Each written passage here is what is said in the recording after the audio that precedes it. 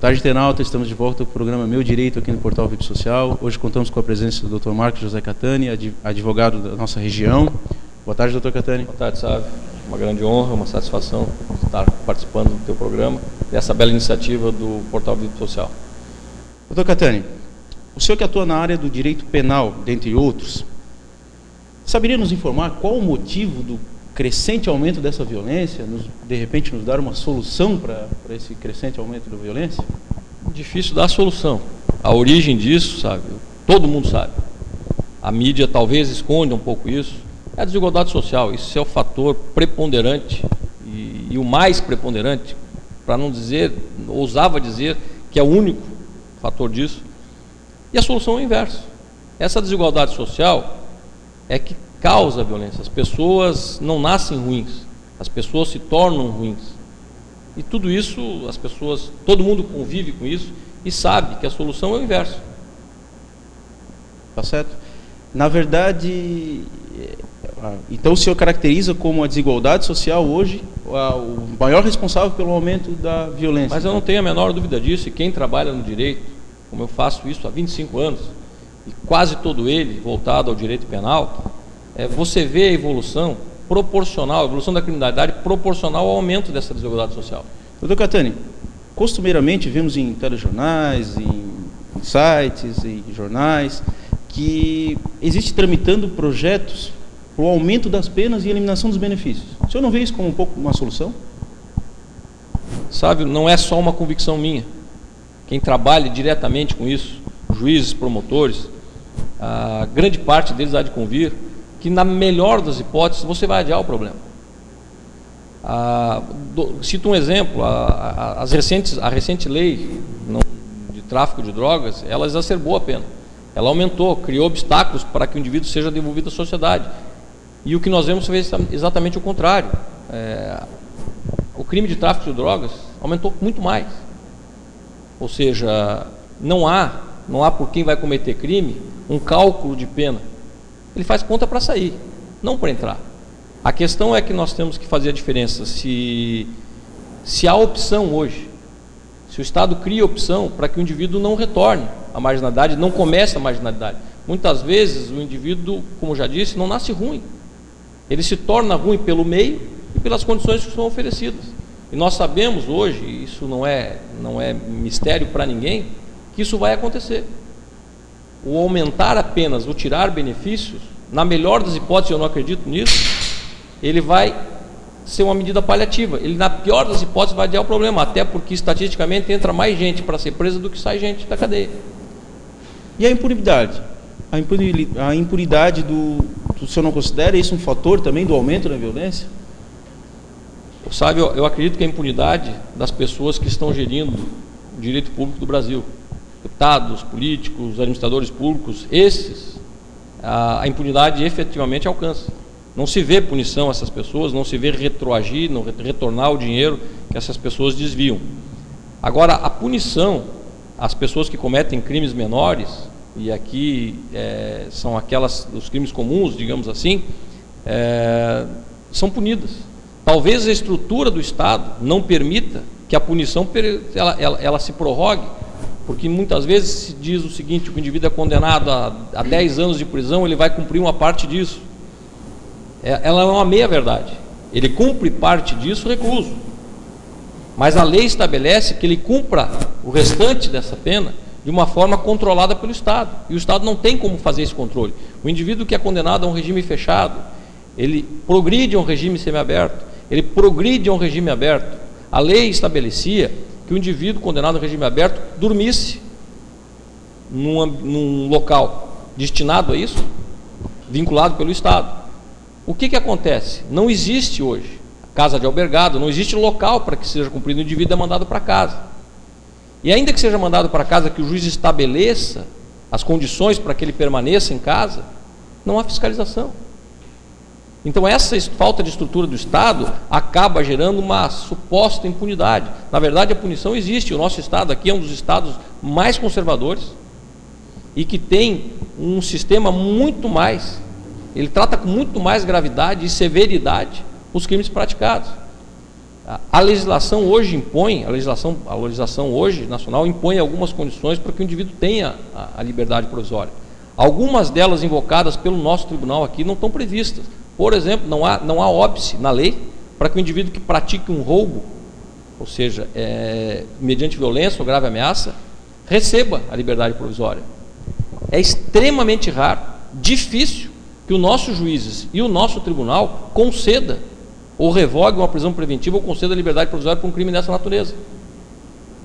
Os tribunais superiores não têm esse entendimento, mas o nosso tribunal, como dito, é extremamente conservador.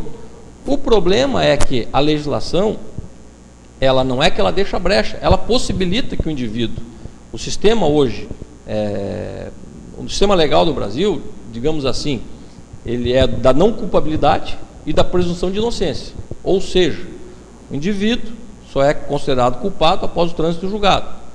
E o sistema é de tentativa de recuperação do indivíduo, através do progressão da pena, do sistema progressivo de cumprimento da pena.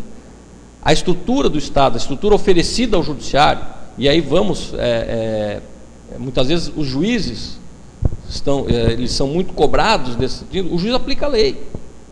Mas quem teria que dar os meios para que o magistrado fiscalizasse o cumprimento, e nós temos agora um exemplo clássico aqui, que vai ter agora, o doutor Rodrigo, magistrado que assumiu a vara criminal aqui, ele vai fazer uma espécie de reunião com os indivíduos que estão no regime aberto, explicando as condições para todos. É um fato inédito.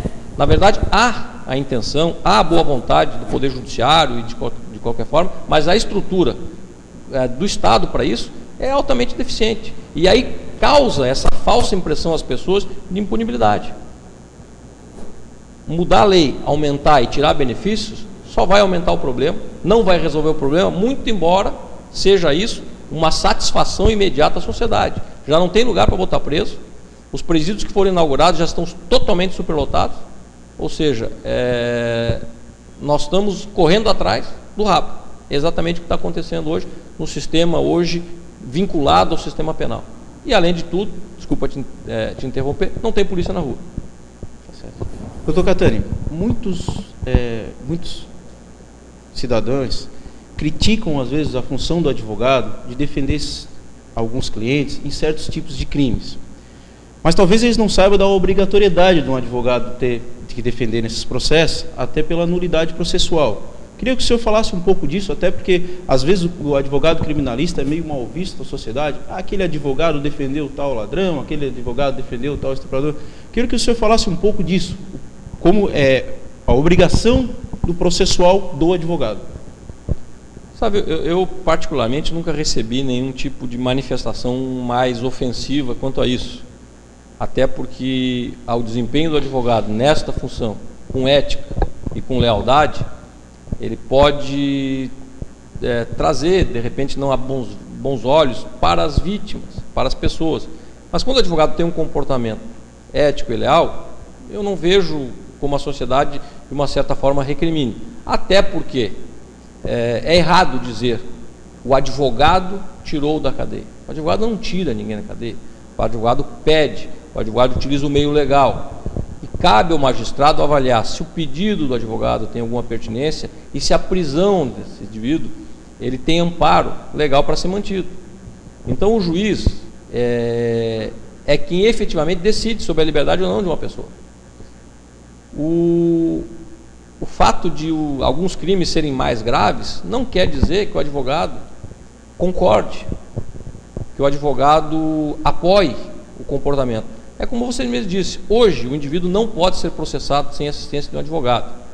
O advogado que não prestar o seu serviço a este indivíduo de maneira eficaz, o processo é nulo. E o advogado é penalizado por isso. Esta é uma situação que as pessoas precisam ver. Agora, tudo isso, muitas vezes, as pessoas percebem, mas o indivíduo cometeu tal crime e muitas vezes confessou. Nós voltamos para aquela situação. A estrutura colocada à disposição dos agentes públicos. Hoje você vê delegacias sucateadas, polícia militar com pouco efetivo.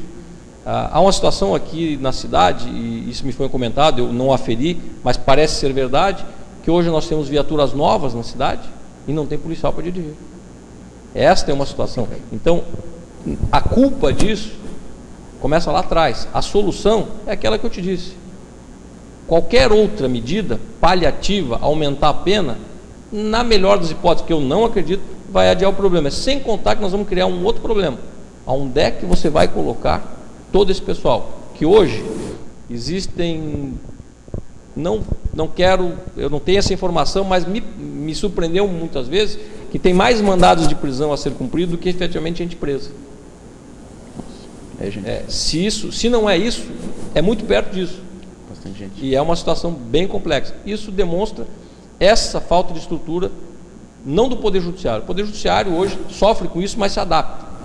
O nosso próprio fórum aqui é defasado, nós temos 3 varas, e os juízes hoje, praticamente, digamos, amontoados, tá? Não deixando de prestar seu serviço, mas há uma falta de estrutura do governo para que isso se torne uma coisa muito mais fácil e muito mais séria.